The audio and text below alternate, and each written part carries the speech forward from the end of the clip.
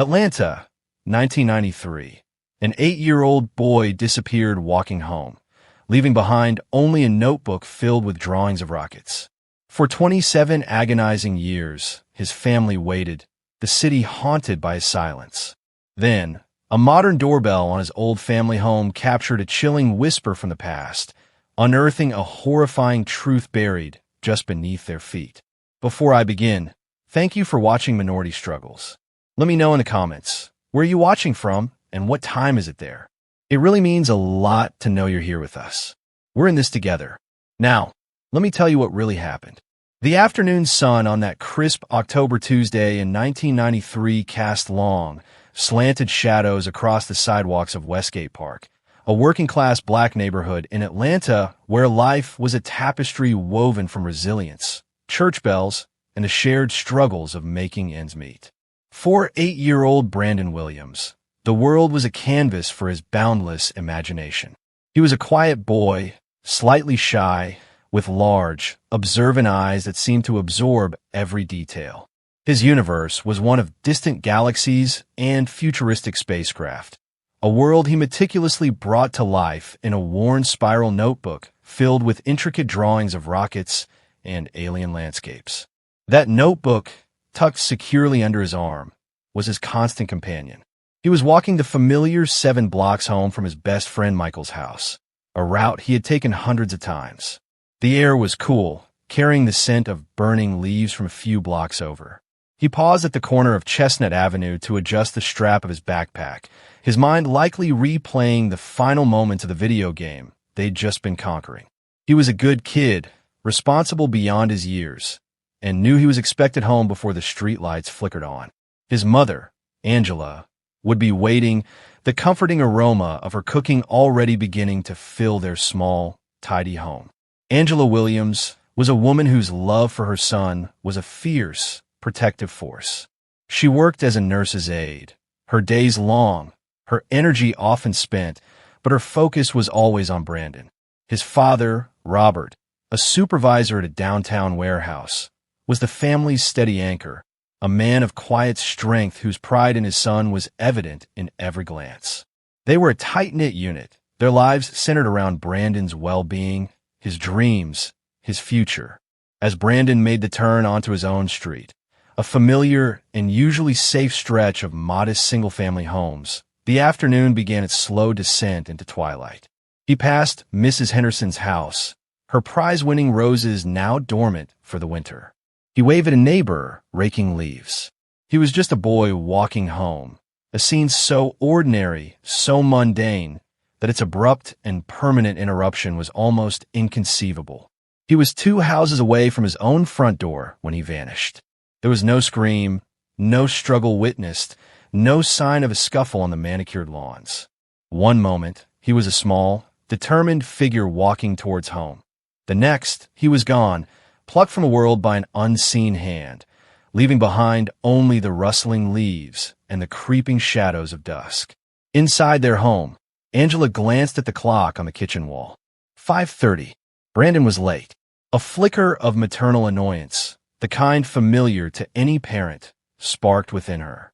Another 10 minutes passed. The annoyance began to curdle into unease. She stepped onto the front porch, her hands wrapped in her apron, and scanned the street. The neighborhood was quiet, the sky bruising to purple. No sign of Brandon. She walked to the end of her driveway, calling his name, her voice starting as a calm inquiry, but quickly sharpening with an edge of rising panic. "Brandon, time for dinner." Only the wind answered. The frantic calls began then, a web of desperation cast out to Michael's house, to other friends, to the school. No one had seen him since he'd left Michael's over an hour ago. The cold knot of fear in Angela's stomach tightened into a knot of ice. Robert arrived home from his shift to find his wife on the phone, her face pale, her voice trembling. The question hung in the air between them, unspoken but deafening. "Where's our son?" By the time night had fully fallen, their small living room was filled with concerned neighbors and the grim, procedural presence of 2 Atlanta police officers. Angela, her voice cracking, recounted Brandon's routine, his responsible nature. He wouldn't just wander off. she insisted, the words a desperate plea. He knows to come straight home. Something has happened to him. The officers, a pair of older white men whose expressions conveyed a weary patience, took notes. "Ma'am," one of them said, his tone more tired than empathetic, "kids get distracted. He probably saw something interesting, lost track of time. He'll turn up." "He's 8 years old," Robert interjected, his voice low and firm, trying to suppress the rage that was building beneath his terror. "He's not a runaway." The word runaway, once uttered, seemed to hang in the air, a convenient, dismissive label that required little immediate action. It was the first sign of the official indifference that would come to define their tragedy, the first quiet echo of a systemic struggle they were just beginning to face. The officers promised to patrol the area, to check the local parks. But there was no sense of urgency, no feeling that the disappearance of a small black boy from Westgate Park was a city-wide crisis. It was just another incident report on a busy Tuesday night. The search, the real search, was left to Brandon's family and his community, their desperate calls echoing into a night that offered no answers, only a profound and terrifying silence. The first 72 hours following Brandon Williams' disappearance were a frantic, sleepless blur of community-led action.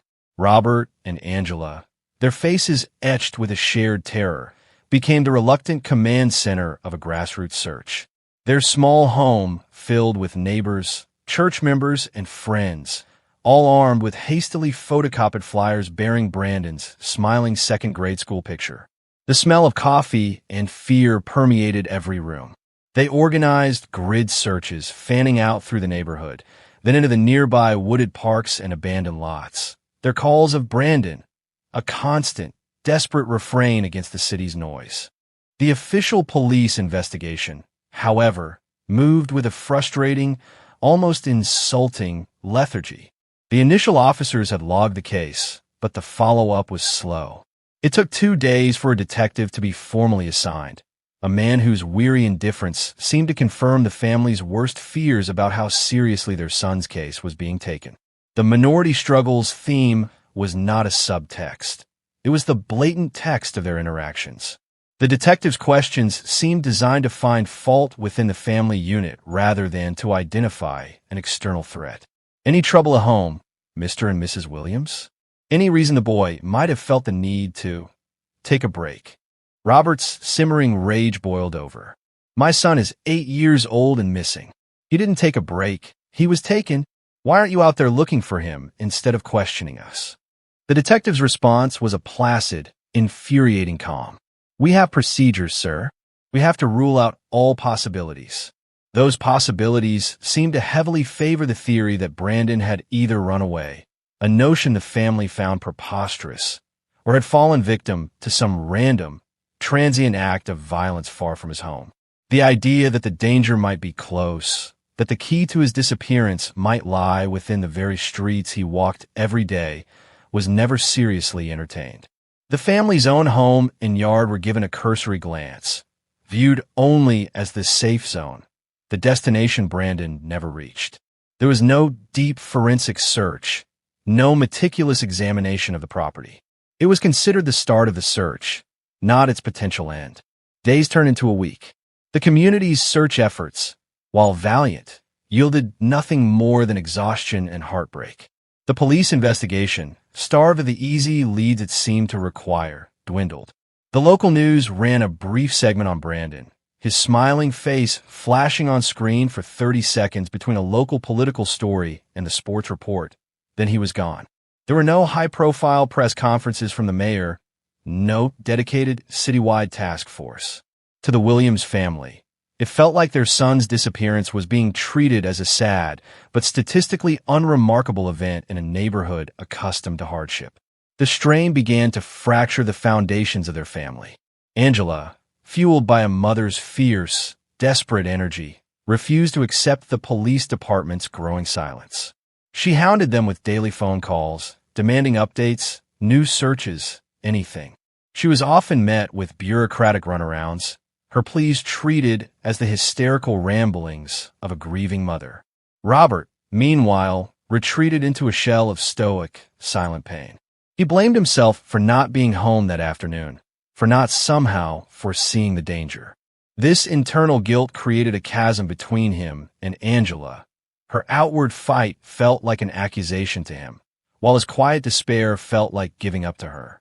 Their shared grief, instead of uniting them, began to pull them apart. The case officially went cold within months. There were no witnesses, no ransom demands, no physical evidence, no body. Brandon Williams, a bright boy with a notebook full of rockets, had simply evaporated. The file, thin and inconclusive, was placed in a drawer in a forgotten corner of the Atlanta Police Department's archives, another unsolved case in a city with too many. For the Williams family, however, the case was never cold. It was a living, breathing entity that consumed their lives. They stayed in a house on Chestnut Avenue for 3 more years, each day a fresh torment. Every school bus that rumbled past, every group of laughing children, every glimpse of a boy around Brandon's age was a knife to the heart. The silence in Brandon's room was a physical presence, his drawings of rockets a heartbreaking testament to a journey he would never take. The weight of it all became unbearable. The constant, silent accusations between Angela and Robert, born of their different ways of grieving, eventually eroded their marriage. They separated, then divorced, their shared tragedy a chasm too wide to bridge. Robert moved to a small apartment across town, immersing himself in his work. Angela, finally unable to bear the ghosts of her son in every room, sold the house on Chestnut Avenue to a young family in the late 1990s. She moved to a small condo, taking with her only a few of Brandon's most precious belongings, his last school photo, his favorite superhero comic book, and the war notebook filled with his intricate drawings of alien worlds. The case file, containing nothing but pain and indifference, she left behind. The house, with its memories and its secrets, passed into new hands, its history unknown to its new occupants. Time for the world moved on. The Atlanta of 1993, with its specific anxieties and cultural rhythms, gave way to the new millennium, a world of dizzying technological change, of the internet, of smartphones and social media. But for Angela and Robert Williams, time had fractured on that October afternoon. The subsequent 27 years were a long, slow expanse of suspended grief, a life lived in the permanent shadow of their son's absence. Angela, now in her late 50s, had found a fragile peace. The fierce, angry energy of her initial fight for justice had softened into a deep, abiding sorrow. She worked as a charge nurse at a different hospital now, her compassion for her patients a way of channeling her own unspent maternal love. She rarely spoke of Brandon to new acquaintances, the story too heavy, the explanations too painful. But he was with her always, a silent presence in the quiet moments, the sight of a second grader with a backpack, the particular shade of autumn light that had filled the sky on the day he vanished. She attended a support group for parents of missing children, finding a somber solidarity in their shared language of unending uncertainty. Robert, also approaching 60, had remarried, had other children, building a new life on the fractured foundations of his old one. He loved his new family deeply, yet there was a part of him that remained forever walled off, a quiet, haunted chamber reserved for the memory of his firstborn son. He felt a profound, lingering guilt for not being there, for his marriage to Angela failing under the strain, for his inability to find the answer she had so desperately needed. He had tried, in his own way, to move on, but the ghost of Brandon was a permanent resident in his heart. The what-ifs were a relentless chorus that never fully faded. The house on Chestnut Avenue, the last place Brandon was meant to arrive, had changed hands a couple of times since Angela had sold it. It was a simple, sturdy home, its tragic history unknown to its new occupants. The neighborhood itself had seen subtle shifts, new families moving in, older residents passing on. The memory of the missing boy from 1993 faded from a community crisis into local folklore, then into an almost forgotten whisper, known only to those who had been there to experience the initial terror. Brandon's case file lay deep in the Atlanta PD's cold case archives, a relic from a different era of policing. The physical file, with its flimsy carbon copy reports and grainy, black-and-white photo of Brandon, was a testament to the limitations and, as Angela and Robert would always believe, the failures of the initial investigation. There was no DNA evidence logged, no significant physical clues ever found. It was a dead end, a case with no threads to pull, a ghost file waiting for a ghost to speak. In 2019, a young black couple, Jasmine and Trevor Thompson, bought the house on Chestnut Avenue.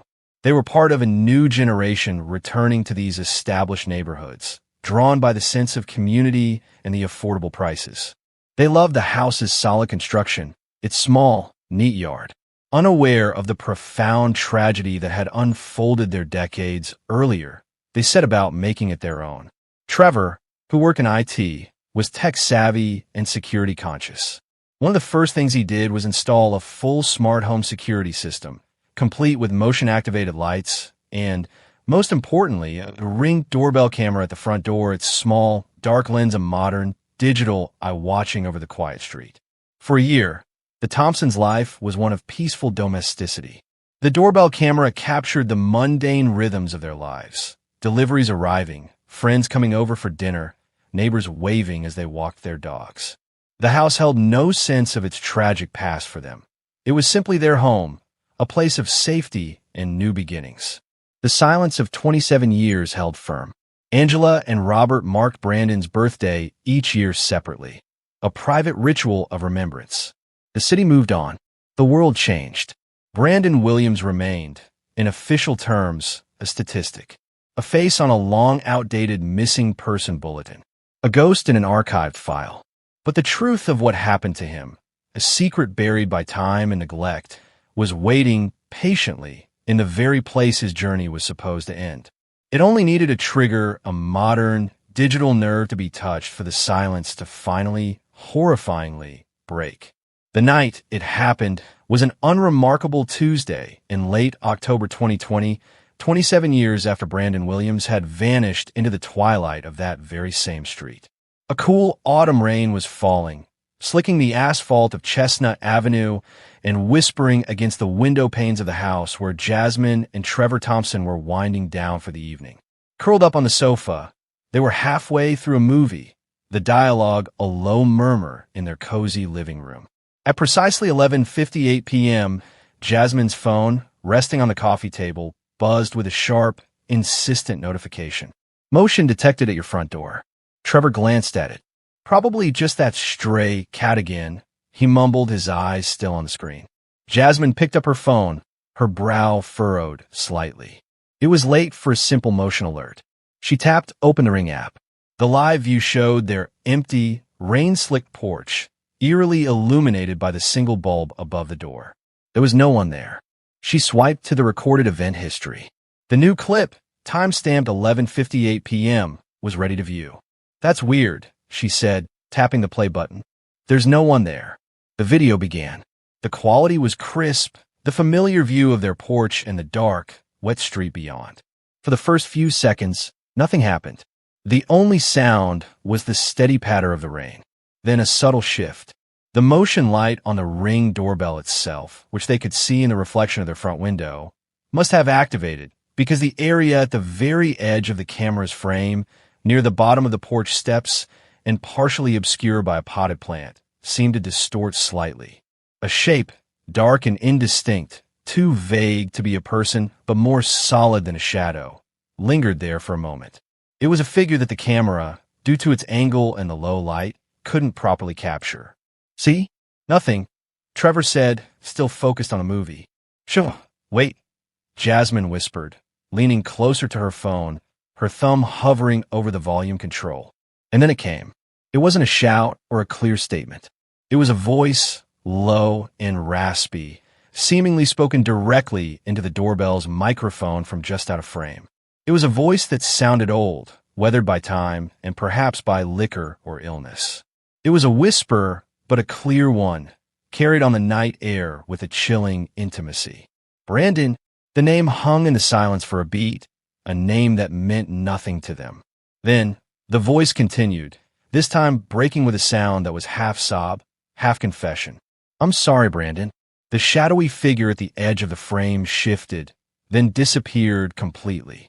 The recording continued for another 10 seconds, capturing only the sound of the rain, before ending. Jasmine stared at her phone, her blood running cold.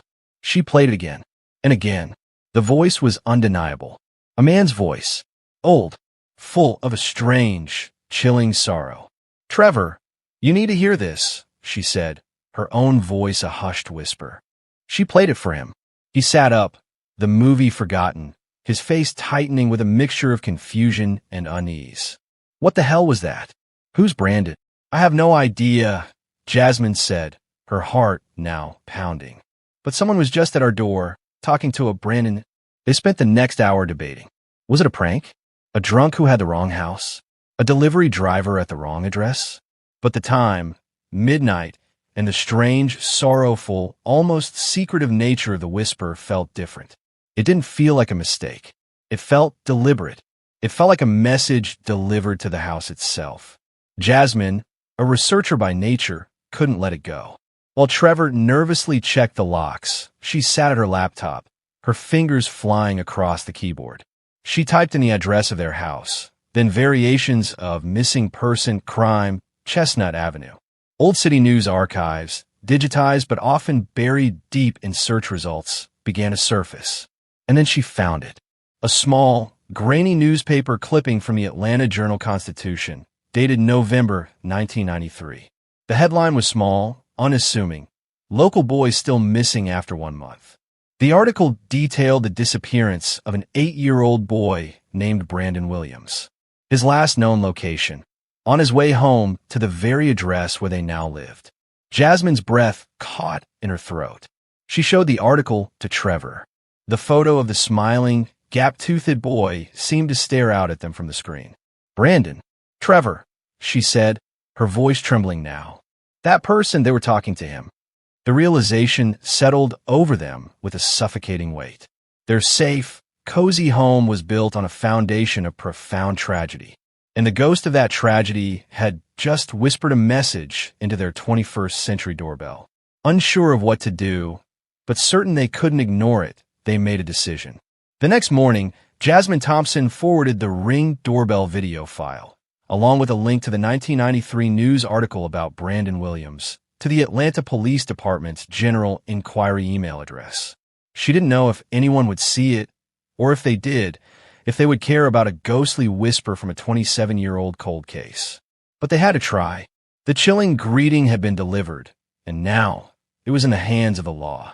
The email from Jasmine Thompson, with its bizarre subject line, "Strange Midnight Recording, Cold Case," could have easily been lost in the digital deluge that flooded the Atlanta Police Department's servers daily.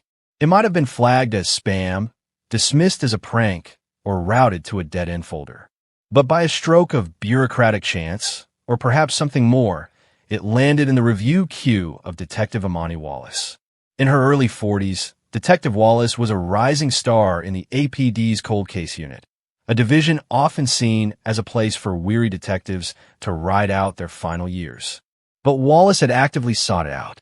She possessed a unique combination of old-school tenacity and a deep fluency in the language of modern digital forensics. She believed that technology held the key to unlocking secrets that had been locked away in dusty file boxes for decades.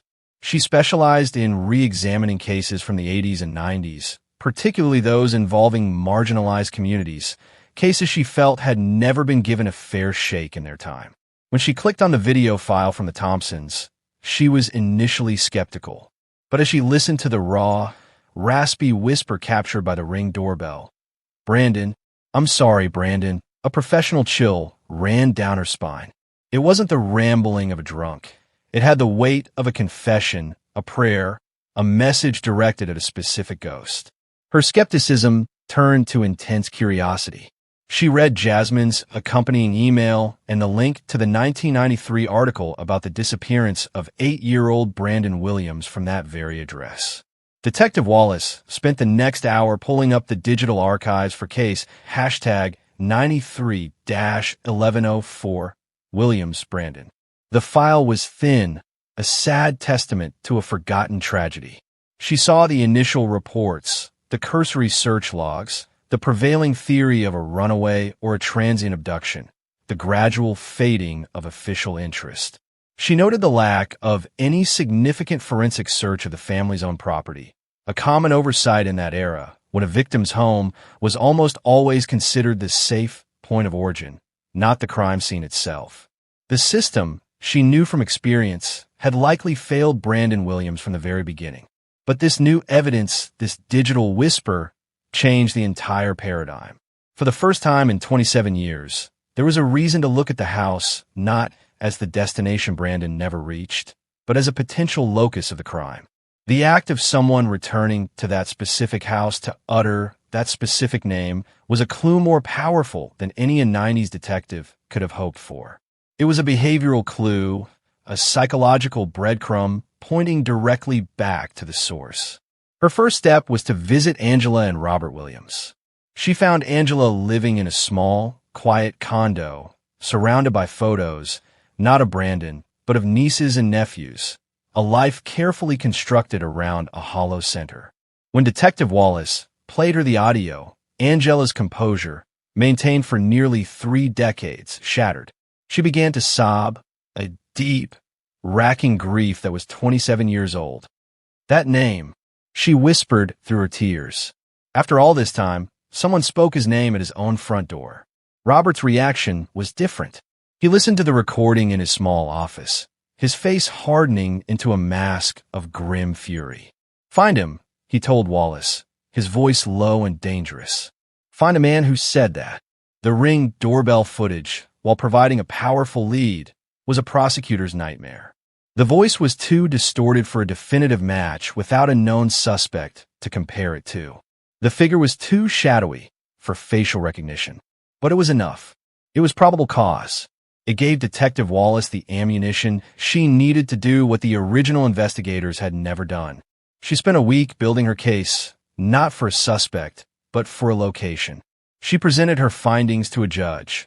A 27-year-old unsolved disappearance of a black child, a historically inadequate initial investigation, and now a bizarre and highly specific new piece of digital evidence directly linking a mysterious individual to the original residence. "Your Honor," she argued, "for the first time, we have reason to believe the crime may have originated at, or concluded at, the victim's own home. We need to search the property properly. With everything we have now." The warrant was granted. Detective Wallace now had the authority to treat the house on Chestnut Avenue, currently occupied by the unnerved but cooperative Jasmine and Trevor Thompson, as a primary crime scene.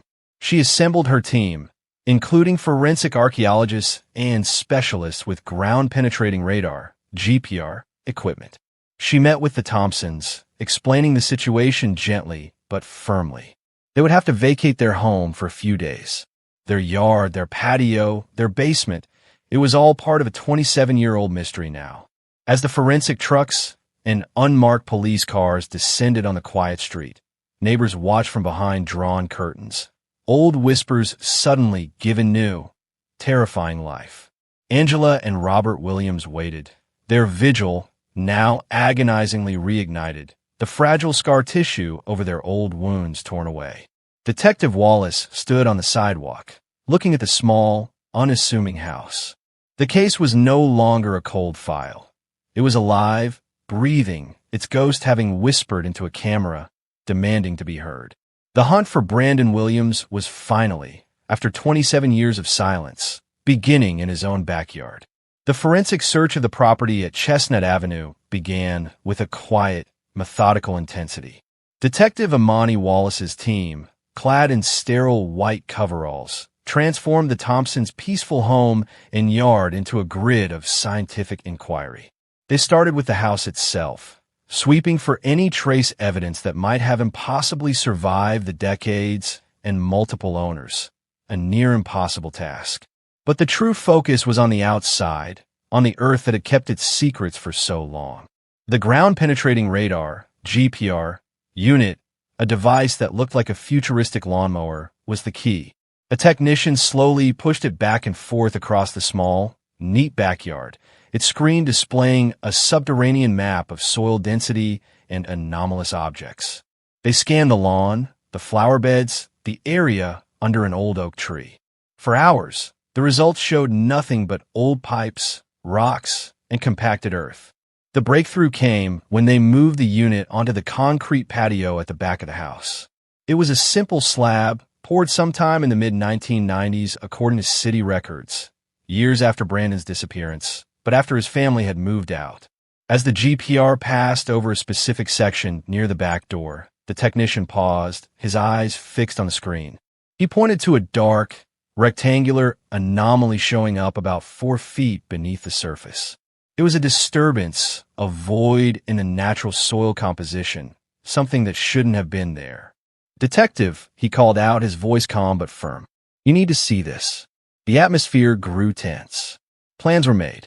The next morning, a small crew with jackhammers arrived, their work a brutal intrusion into the quiet neighborhood. They carefully broke apart a section of the concrete patio, revealing the dark soil beneath.